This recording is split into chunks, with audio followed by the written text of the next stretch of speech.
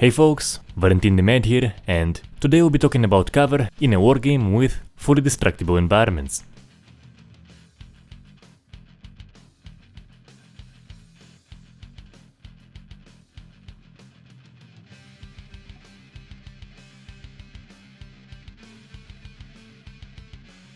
As I've mentioned in the Battlefield 2 video, one of the dream games for me has been that gameplay with fully destructible environments.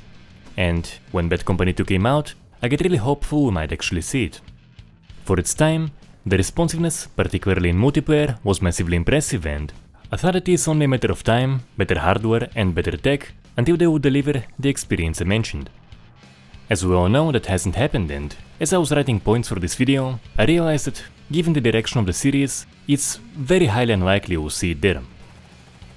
So it went from how to have fully destructible environments in a Battlefield game to eventually narrowing it down to the question of cover, because that is the key issue that is always brought up whenever this feature is suggested. If everything is destructible, you'll just have the map flattened in 5, 10 or 15 minutes.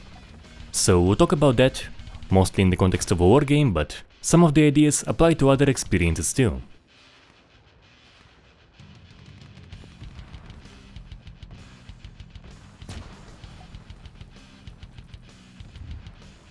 Let's get right into it.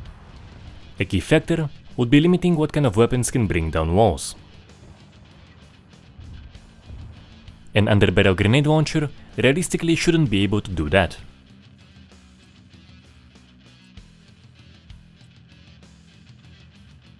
Even an RPG or a tank round probably shouldn't be able to take them down that easily too. They could break off smaller chunks, require more shots for a section like this, or in a game that is more realistic, you could have a difference between armor-piercing rounds and high-explosive ones. Another factor is how many characters and vehicles with major destructive capabilities are out there at any given time and how often they respawn. If most characters are running around with some form of wall-destroying explosive that may bring a building down, and you have vehicles on top, then yeah, there might be an issue. And those two reasons are precisely why I think that fully destructible environments in the Battlefield series are highly unlikely. In the latest games, you have 3 out of 4 infantry classes going around with such explosives. I think the community won't be in favor of changing that, or what kind of weapons can bring down walls, and I'm not even bringing up the idea of a slower respawn time for vehicles. So I think at least for the foreseeable future, the response there will be limited. One wall will go down beautifully, but another will say, no you can't.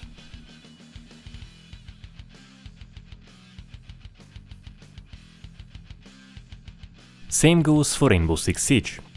I think the experience seen in the very first E3 review trailer could be done, with just regular operator classes, a limited amount of explosives, and some surfaces being more resistant. However, with the game eventually becoming a hero shooter with a focus on gadgets, that won't be happening.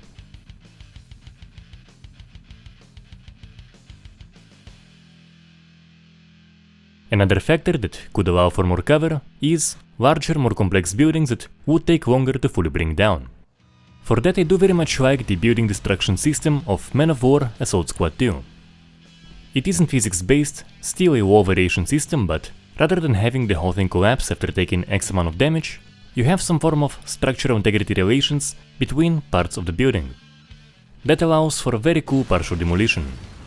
You can still have it all brought down, but that will take notably longer.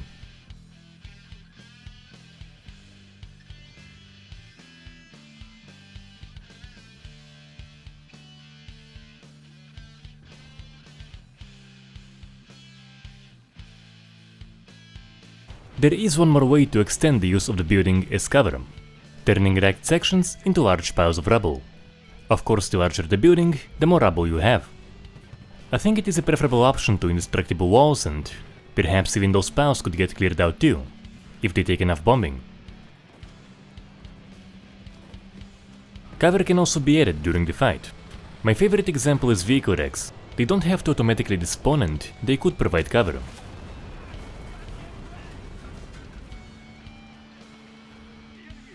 They don't have to remain for the rest of the round either. They could take damage from bombs, shells and such, and gradually get torn apart too. And, if needed, an infantry class or a row could have a way of clearing those out. Another option we're seeing in some games is players building fortifications. It can be semi-realistic, requiring delivery of supplies, or you could have a more simple system. What also may count as creating cover is terrain deformation. If hit by a big bomb or with just repeated shelling, you could have craters that go deep enough, allowing for infantry to take cover. It could make it more difficult for armor to move through, also playing a role in the balance.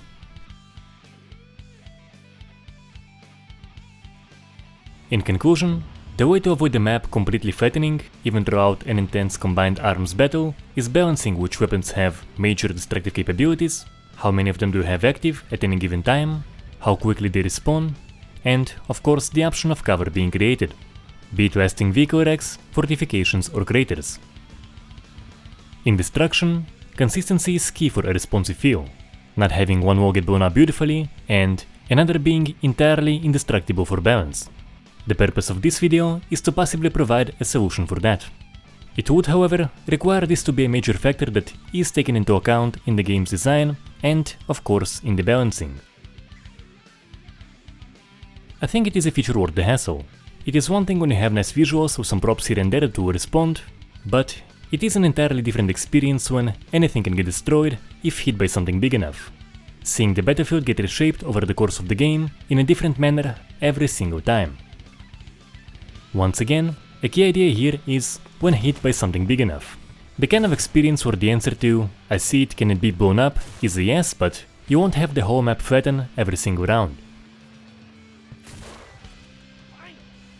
Hope you enjoyed the video, do let me know how you feel in the comment section, and if you agree, do share it where it may be appropriate and whenever conversations about fully destructible environments come up. I'll see you all in the next one.